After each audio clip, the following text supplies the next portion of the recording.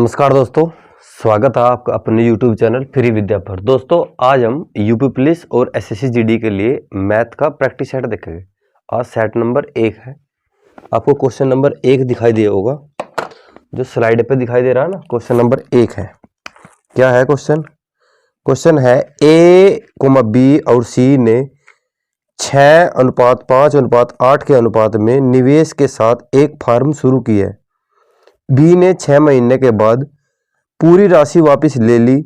यदि 1 वर्ष के बाद ए और बी का एक साथ लाभ अकेले सी के लाभ से 583 रुपये अधिक है, तो बी द्वारा निवेश की गई राशि ज्ञात कीजिए। क्वेश्चन का 4 ऑप्शन भी दिए गए हैं। देखो क्वेश्चन नंबर 1 क्या है। क्या कहा? ए, बी और सी इन्होंने धन निवेश किया। किस अनुपात में धन निवेश किया? 6:5:8। कितने समय के लिए? बी ने अपना धन 6 महीने के बाद वापस निकाला सरक। तो 1 साल के बाद कह रहा है। 1 साल के बाद यानी कि समय कितना होगा? ए अपना धन कितने समय के लिए लगाओगा? 1 वर्ष यानी कि 12 महीने के लिए, और बी 6 महीने के लिए यानी कि 6 महीने वापस कर रहा तो 6 महीने के लिए, और सी 12 महीने के लिए। ठीक है। अब देखो, अब क्या करना? लाभ निकालना। लाभ क्या होगा? धन गुणा समय। लाभ कैसे निकलेगा? धन गुणा समय। इनकी गुणा करनी। ठीक है, अनुपात निकल ले कितना?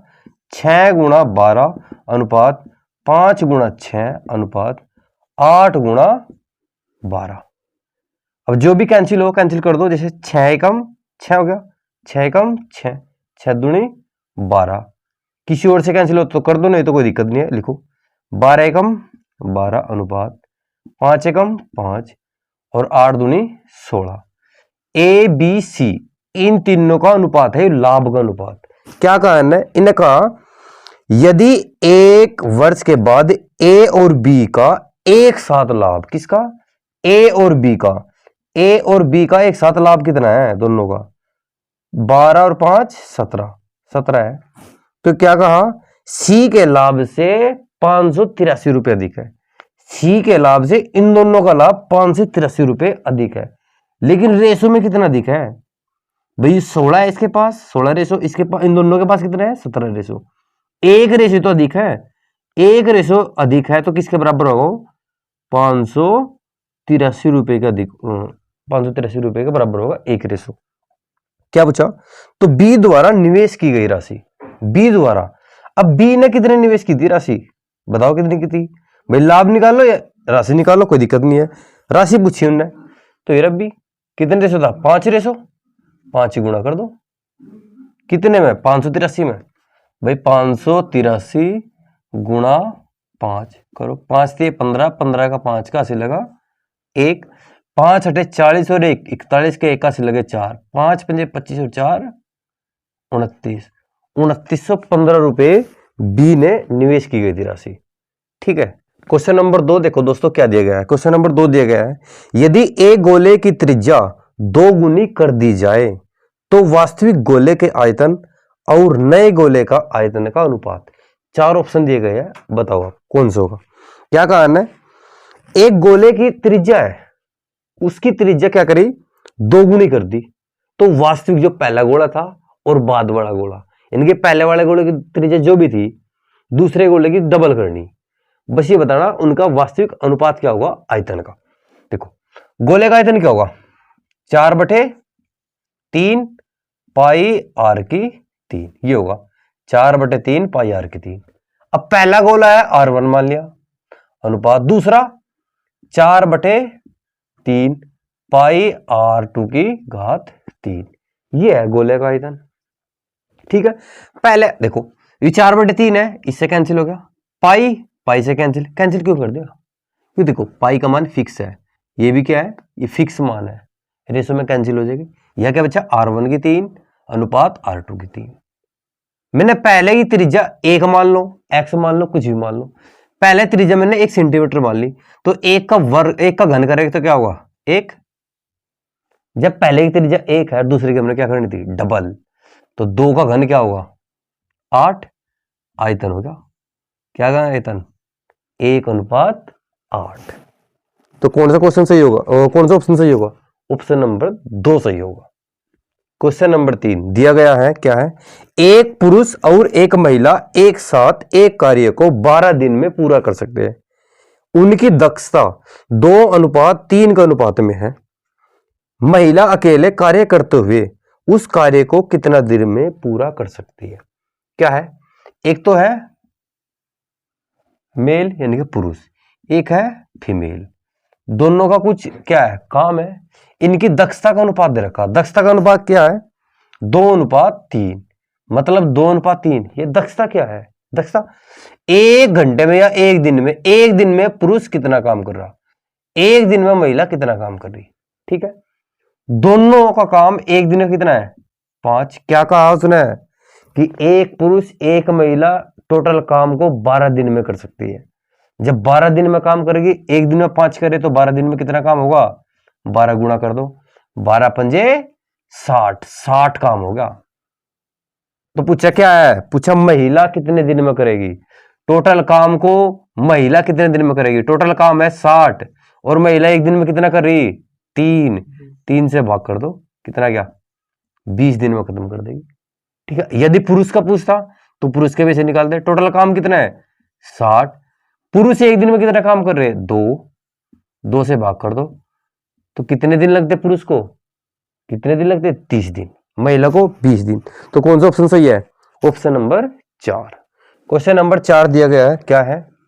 क्वेश्चन नंबर 4 दिया गया है, एक परीक्षा में 3 खंड A, B और C है और परीक्षा में उत्तीर्ण होने के लिए कुल अंकों का 40% प्राप्त करना आवश्यक है। यदि यानी कि A अभ्यर्थी को खंड A में 120 में से 84 अंक प्राप्त हुए और खंड B में 150 में से 40 अंक प्राप्त हुए, वह न्यूनतम अंक बताइए जो अभ्यर्थी को परीक्षा में उत्तीर्ण करने के लिए खंड C में 180 में से कितना प्राप्त होगा। देखो खंड कौन सा है, खंड A है, B है और C है, ये तीनों खंड है। खंड A, खंड B, खंड C। खंड A में क्या हुआ, अभ्यर्थियों ने 120 में से कितने अंक प्राप्त हुए 84, कितने 84 ये प्राप्त हुए। आगे खंड B में 150 अंक थे, कितने प्राप्त हुए 40 प्राप्त हुए। खंड C में 180 अंकों की है, न पूछे कितने अंक हुए कि वो पास हो जा, उत्तीर्ण हो जा। कंडीशन क्या थी कि तीनों खंडों में A, B, C तीनों खंडों में उत्तीर्ण होने के लिए 40% अंकों की आवश्यकता है। अब टोटल अंक कितने हमारे पास है, टोटल अंक जोड़ लो 0, 8 और 2 10 और 5 15 का 5 का से लगा 1, 1 2 3 4, 450 अंक है। 450 का अंक क्या निकालना 40%, क्योंकि पास होने के लिए यानी कि उत्तीर्ण होने के लिए कितने अंकों की आवश्यकता है, उत्तीर्ण होने के लिए 40% की आवश्यकता है। तो टोटल अंक है 450, 450 का 40%, या 0 इससे कैंसिल, या 0 इससे कैंसिल, तो 45 दूनी 90, 90 दूनी 180, कितना होगा 180 अंकों की आवश्यकता है। अंक कितने मिल चुके हो सभी, इन दोनों में कितने अंक मिल चुके, दोनों को जोड़ दो 4 12 12 124 अंक मिल गए। कितने आवश्यकता है 180 में से कितने घटा दें 124 घटा दो, कितना बचा गया 6 और यहाँ 5 और यहाँ 0, कितने अंकों की आवश्यकता है सी यानी कि खंड सी में कितने अंकों की आवश्यकता है 56 अंकों की, कितनी 56 अंक। कौन सा ऑप्शन सही होगा, option number C. Question number 5 दिया गया है 4 की घात 3.5 अनुपात 2 की घात 5 का अनुपात निम्न में से किसके समान होगा। 4 ऑप्शन दिए गए हैं, क्या है 4 की घात 3.5 अनुपात 2 की घात 5, ये पूछे हल करना।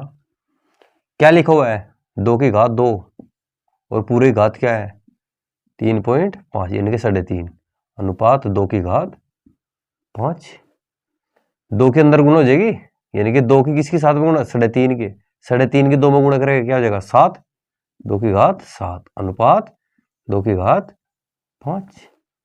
2 की घात 5 से कैंसिल कर दो, इसे भाग कर दो, इसे भाग कर दो। जैसे इसे भाग करोगे तो क्या बचेगा 2 की घात 2 अनुपात 2 की घात क्या कुछ भी नहीं 0 यानी कि 1।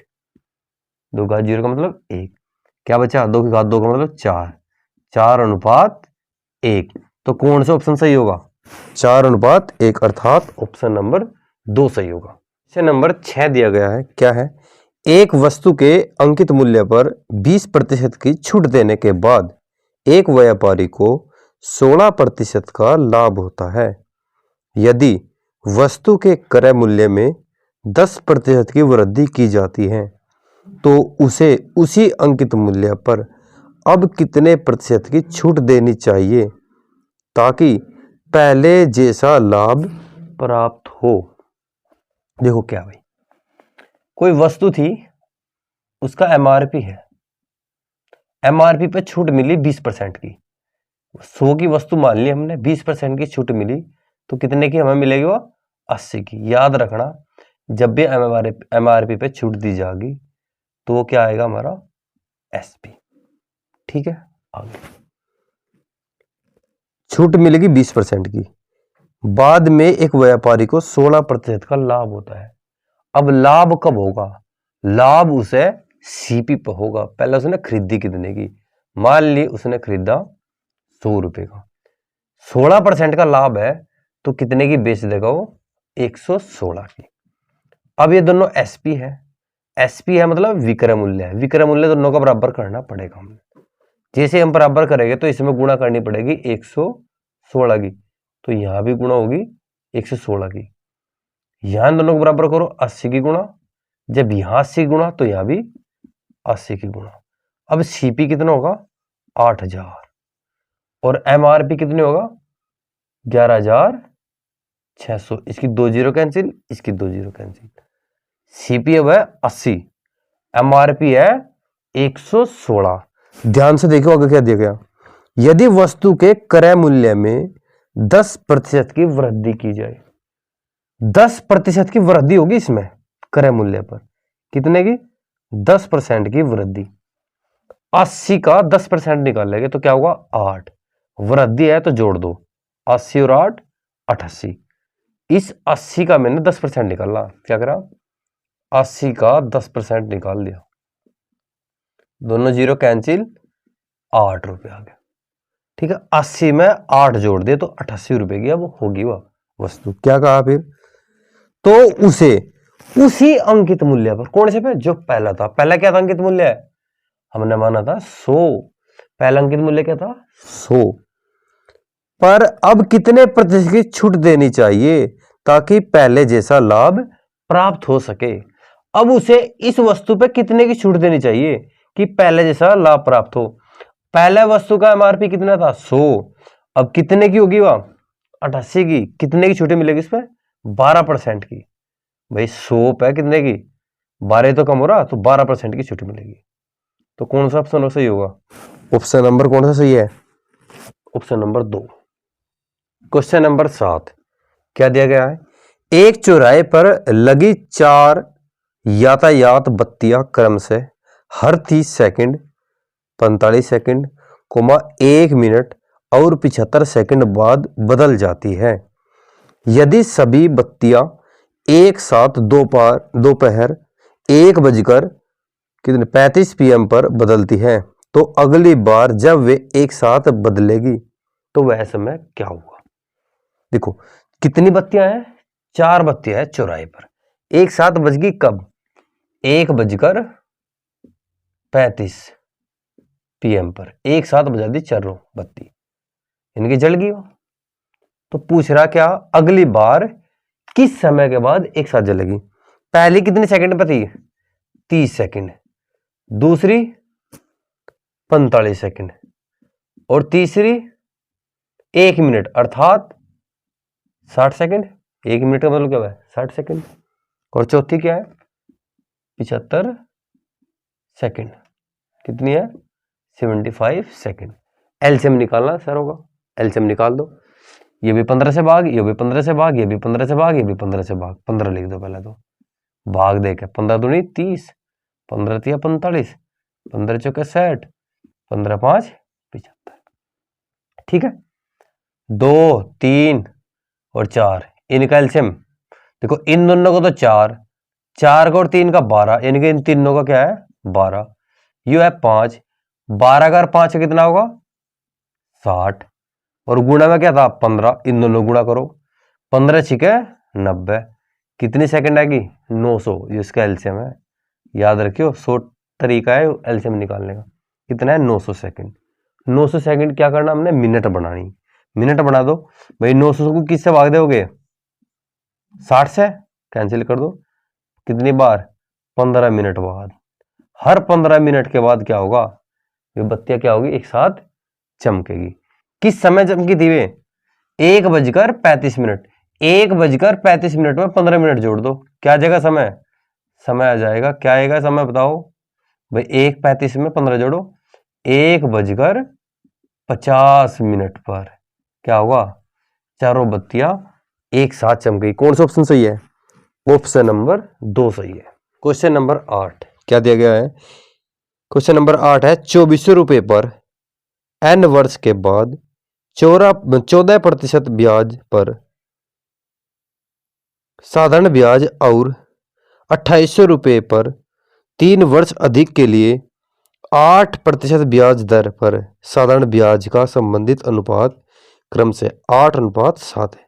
देखो क्या है, 2400 रुपये है, n वर्ष के लिए दिए गए 14% के ब्याज पर, फिर 2800 रुपये दिए गए कितने वर्ष के लिए, 3 वर्ष अधिक के लिए, तो 8% के ब्याज पे, तो दोनों का क्या दिया गया, ब्याज का अनुपात दिया गया कितना 8:7। पहले का निकालो भाई, ब्याज कैसे निकालेगा हम भाई, साधारण ब्याज का फॉर्मूला क्या होगा, SI बराबर PRT/100। साधारण ब्याज बराबर मूलधन गुणा दर गुणा समय बटे 100। पहले 2400 रुपये हम क्या निकाल लेंगे, ब्याज, साधारण ब्याज निकाल लेंगे। मूलधन कितना था 2400 रुपये, दर क्या है 14%, 14% हो गया, और समय n वर्ष के लिए बटे में 100। ठीक है, दूसरा क्या है 2800 रुपये पर, 2800 रुपये पर कितना 2800 रुपये, मूलधन 2800 गुणा दर 8%, और समय कितना है 3 वर्ष अधिक, पहले n था समय, अब 3 वर्ष अधिक, n+3 बराबर, और बटे में क्या है 100, इसके 100 ऊपर चले जाएगा, 50 दो ऊपर भाई 100 लो 50 दिया, और कितना इनका ब्याज का अनुपात क्या दिया गया, दे रखा 8:7, कितना 8:7 भाई। कैंसिल करना भाई, हल करना, 100 से 100 कैंसिल हो गया, 2400 की 2 जीरो, 2800 की 2 जीरो, आगे कैंसिल करो भाई, 8 से 8 एकम 8, 8 तिया 24, 14 एकम 14, 14 दूनी 28, और भी कैंसिल हो तो कर दो, नहीं तो कोई दिक्कत नहीं है। लिखो पहले क्या है, ऊपर बचा 3 1 n, यानी कि 3n बटे नीचे 2 इंटू n+3 और बराबर 8 बटे आर पार गुणा करनी, 7 की गुणा में 7 या 21n, 8 की गुणा 8 दूनी 16, 16 की अंदर गुणा करो 16n, और 16 तिया 48। ठीक है, इसने पहले ले जाओ, 21n में से 16n घटेगा, कितना बचेगा 5n बराबर 48। ठीक है, आगे भाई n बराबर क्या होगा 48 बटे 5, क्योंकि इधर गुणा में था, उधर जाकर भाग में, भाग दे दो n बराबर 5 9 45, 3 बचे होगा, 0 उतार के 5 6 30, तो n बराबर समय कितना है 9.6। क्या निकालना था, समय ही निकालना था, तो कौन सा ऑप्शन सही है, ऑप्शन नंबर 2 सही है। क्वेश्चन नंबर 9 दिया गया है, क्या है, एक आदमी A से B तक की यात्रा 36 किलोमीटर प्रति घंटे की चाल से 74 मिनट में तय करता है, और वह B से C तक की दूरी 45 किलोमीटर प्रति घंटे की चाल से 111 मिनट में तय करता है। पूरी यात्रा की औसत चाल ज्ञात कीजिए। 4 ऑप्शन दिए गए, क्या है, एक आदमी है A से कहाँ B तक गया, और फिर दूसरा आदमी क्या, ये आदमी क्या हुआ बी से सी तक गया, ए से बी गया और बी से सी गया। ए से बी जाने के लिए क्या हुआ, 36 किलोमीटर प्रति घंटे की स्पीड थी उसकी। कितनी? 36 किलोमीटर प्रति घंटे की स्पीड थी। तो कितना समय लिया इसने? इसने समय लिया 74 मिनट। टाइम कितना लिया? 74 मिनट का। आगे, बी से सी तक की दूरी किस स्पीड से चला हो? बी से सी तक की दूरी 45 किलोमीटर प्रति घंटे की स्पीड से चला और समय कितना लिया? 111 मिनट। तो क्या पूछा? पूरी यात्रा की औसत चाल बताओ। क्या बतानी? पूरी यात्रा की औसत चाल। औसत चाल निकालने के क्या करना होगा? औसत चाल बराबर क्या होगा? औसत चाल बराबर कुल दूरी बटे कुल समय। क्या होगा? कुल दूरी बटे कुल समय। कुल समय। अब देखो, दूरी निकालनी पहले तुमने, क्योंकि समय तो हमारे पास है। समय कितना है? 74 मिनट। इसमें समय कितना लगा? 111 मिनट। ठीक है, समय तो हमारे पास है लेकिन दूरी हमारे पास नहीं है। दूरी कैसे निकल लेगी? दूरी निकल लेगी चाल गुणा समय। चाल हमारे पास है, समय हमारे पास है। दूरी निकाल दो। पहले इन दोनों के बीच की दूरी निकाल लेंगे हम। भाई ए से बी तक इसकी स्पीड 36 किलोमीटर प्रति घंटा, लेकिन ए से बी तक पहुंचने में 74 मिनट लग रही। दोनों की गुणा कर दो। किसकी? 36 गुणा 74 मिनट। मिनट है क्या बनाना है? घंटे, क्योंकि चाल थी किलोमीटर प्रति घंटे में। ये कैंसिल करना बस। भाई 6 दाई 60 और 6 चंग 36। ये तो आगे इसकी दूरी। अब बी से सी तक की दूरी निकालनी हमने। बी से सी तक की दूरी कैसे निकाल लेंगे? बी से सी तक की उसकी स्पीड थी 45 किलोमीटर प्रति घंटा, लेकिन बी से सी तक पहुंचने में समय लगा 111 मिनट। दूरी निकालनी, चाल गुणा समय होगा। चाल कितनी है? 45 किलोमीटर प्रति घंटा, लेकिन समय क्या है? 111 मिनट। 111 मिनट है, क्या बनाना हमने? क्या बनाना है? घंटे। तो 60 से भाग दे दिया, यह दूरी निकल गई। आप इसे कैंसिल कर भी सको, नहीं भी, ऐसे भी रख सकते हैं, कोई दिक्कत नहीं है। देखो क्या है, आगे चलो। कुल दूरी हमारे पास आ गई। यहां से क्या है भाई? ऐसे लिखो में 36 गुणा 74 बटे 60 था। ए से बी तक की दूरी है। यहां बी से सी तक की दूरी कितनी है? 45 गुणा 111 बटे में 60। पूरे के बटे, पूरे के बटे कुल समय। कुल समय कितना है?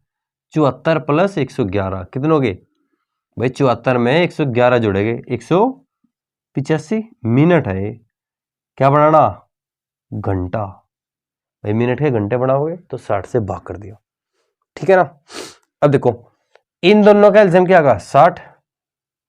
60 दे दो एलसीएम। ऊपर इन दोनों में कॉमन क्या है? यहां से 36 में और 45 में कॉमन 9।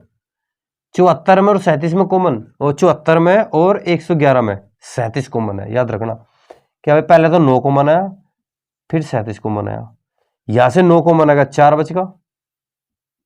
यहां से 74 में से 37 कॉमन आया तो यहां 2 बचेगा, प्लस यहां से 9 कॉमन आया, 5 बच गया। 111 में से 37 कॉमन लिया तो यहां बचेगा 3। पूरे का बटे क्या है? 185 बटे 60। 60 से 60 कैंसिल हो गया। आगे ये लिखो भाई। नीचे दिखाई दे रहा? दिखाई दे रहा क्या? दिख रहा नीचे? दिखने रहा? कोई दिक्कत नहीं है भाई, यहां कर देगा, ऐसे कर देगा। यहाँ क्या है भाई? ये बचा है हमारा 9 गुणा 37 गुणा 4 दूनी 8, 8 हो गया, और 5 से 15। 8 में 15 में 8 जोड़ दो, कितना होगा? 23 बटे में क्या है? 185। ये कैंसिल करना। 37 का पढ़ा पढ़ो। 37 से कम 37, 37 पंजे 185 होगा। ठीक है, 5 बार हो गया भाग। अब गुणा कर दो बस। गुणा किससे होगी? 21 में गुणा करो। 9 तिया 27 का 7 का 80 लगे 2। 9 दूनी 18, 2 20। 5 से भाग करना बस। 5 चौके 20, 5 एकम 5, 2 बचे होगा पॉइंट लगा के 20, 5 चौके 20, 41.4 किलोमीटर प्रति घंटा होगा उनकी औसत चाल। तो कौन सा ऑप्शन है इसमें? Option number first, option number first बिल्कुल सही है। क्वेश्चन नंबर 10 क्या है? क्वेश्चन नंबर 10 दिखाई दिया होगा आपको। ए से बी तक ट्रेन और बस के किराए का अनुपात 3:5 है। यदि ट्रेन के किराए में 15% की वृद्धि की जाती है और बस के किराए में 10% की वृद्धि की जाती है तो ट्रेन और बस के नए किराए का अनुपात ज्ञात करो। देखो भाई, ए से बी तक जा रहे ट्रेन से और किससे? बस से। किराए का अनुपात पहले क्या था? 3:5, लेकिन किराए में वृद्धि कर दी, 15% की ट्रेन में कर दी और 10% की बस में कर दी, वृद्धि कर दी। अनुपात था इनका भाई किसका? ट्रेन का और बस के किराए का अनुपात है। इसमें 100 की गुणा कर दी, इसमें भी 100 की गुणा कर दी। इसमें कितने परसेंट की वृद्धि हुई? 15% की वृद्धि हुई। इसमें कितने परसेंट की वृद्धि हुई? 10% की वृद्धि हुई किराए में। ठीक है भाई, 300 का 15%, 45 गुणा कर जोड़ दो, 345 अनुपात। इसी 500 का 10% कितना होगा? 500 का 10% कितना होगा? 50, जोड़ दो 550 का। देखो कैसे निकाले, मैंने निकाला 300 का 15%, परसेंट का मतलब 2 जीरो नीचे, यानी कि 100, 2 जीरो कैसे? 15 दिए 45 भाई, इसमें 45 तो जोड़ा। 500 का कितना निकाला? 10%, 2 जीरो कैंसिल, 5 दाई 50, 50 से जोड़ा। पहला किराया 300 था, अब किराया 345, पहला किराया 500 था, 10% की वृद्धि होती है, अब होगा 550। इनका अनुपात निकालना बस। ये भी 5 से भाग होता है, ये भी 5 से भाग होगा। 5 से भाग करो, 5 छंग 30, 4 बच गए, 5 नम 45 अनुपात 5 एकम 5, 5 एकम 5 और यह 0। ये दोनों कैंसिल होगा, किसी से कैंसिल नहीं होते। तो अनुपात अब क्या होगा? 69:110। कौन सा ऑप्शन सही होगा? ऑप्शन नंबर ए बिल्कुल, यानी कि first, option number first. Thank you for watching this video. यदि आपको यह हमारा प्रयास अच्छा लगा है तो वीडियो को लाइक करें और चैनल को सब्सक्राइब करें। जय हिंद दोस्तों।